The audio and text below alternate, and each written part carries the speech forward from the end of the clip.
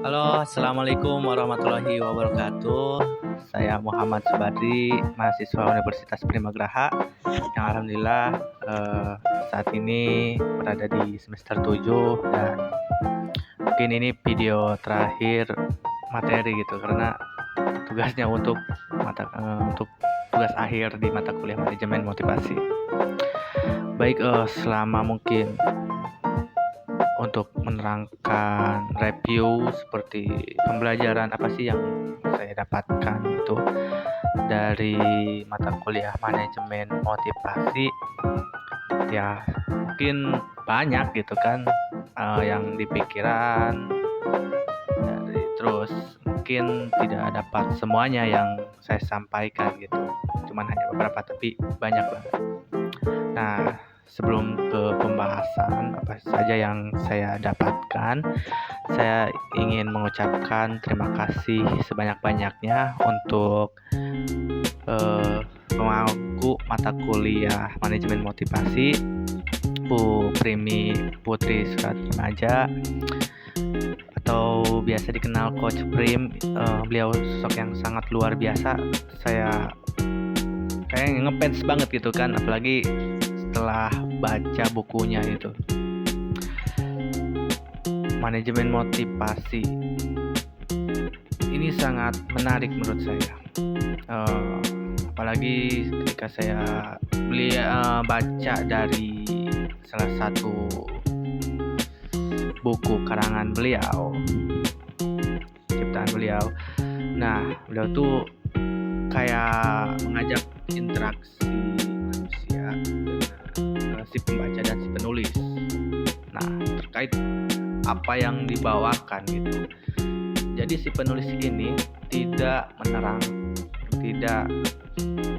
harus kalian itu ikut apa yang dikatakan oleh si penulis, tapi tujuan utamanya itu adalah konsen dari kalian sendiri gitu.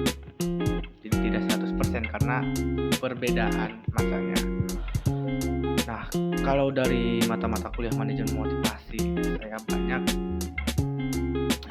seperti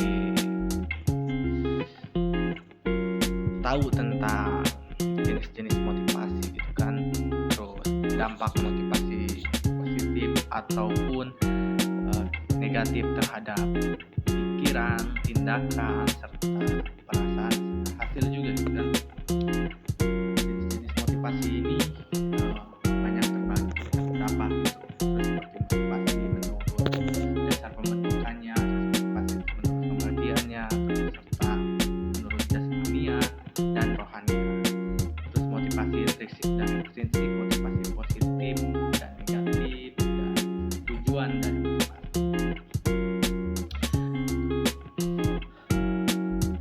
motivasi positif dan negatif. Barangkali kita pernah punya perasaan seperti kita kan kayak dikalahkan oleh seseorang ataupun merasa dikecewakan atau jadi ada perasaan negatif diri kita terhadap orang, terus membawa diri kita untuk berubah. Nah, itu masuk ke positif, motivasi negatif. Nah, kalau untuk positif itu motivasi yang mendorong kita terhadap perubahan yang baik, seperti gaji, fasilitas, jaminan gitu kan. Jadi ada seseorang yang bersifat menyenangkan gitu kan, jadi tergerak hatinya itu merasa senang, bukan merasa pengen balas dendam sehingga termotivasi gitu biar tujuannya tercapai demi seseorang gitu. Itu motivasi negatif. Yang utama tujuan dari motivasi itu dalam untuk menggerakkan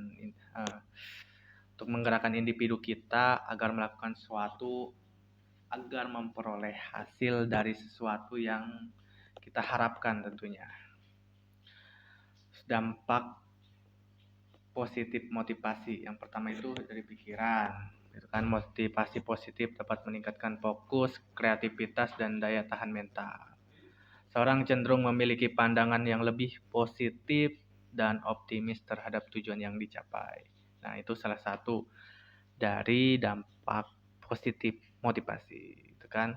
Bagaimana dengan dampak negatif? Dalam segi pikiran, motivasi negatif dapat mengakibatkan pikiran yang berfokus pada kekhawatiran, kecemasan, atau rasa takut itu. Hal ini menghambat kreativitas dan inovasi. Motivasi negatif dapat menghasilkan perasaan seperti stres, frustasi, itu kan. Apalagi kalau karena seseorang kita bergejolak hati kita untuk mendapatkan sesuatu dan ketika tidak tercapai kayak stres, terus pikirannya kurang fokus gitu kan untuk mengalahkan sesuatu karena kebawa ke motivasi yang hal-hal yang negatif. Maka dari itu eh, kita harus bisa memilah antara eh, motivasi positif dan negatif.